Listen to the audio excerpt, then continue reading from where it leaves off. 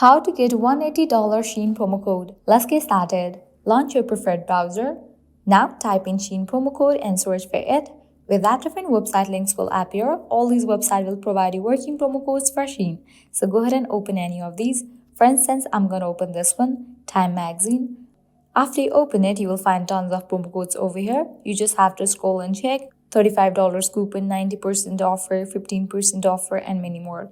If you are interested in any of the coupon code and want to use it, all you have to do is click on this option of show coupon. Make sure you check the expiration date of the coupon code, whether it is valid or not. If it is valid, you can click on show coupon.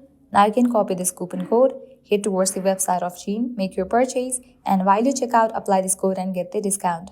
If you want to redeem this code right away, click on this option of view discount at Shein.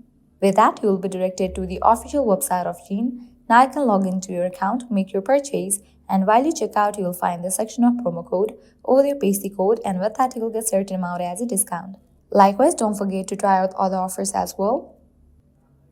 Also go through these websites, as this website will also provide you working promo codes for Shein.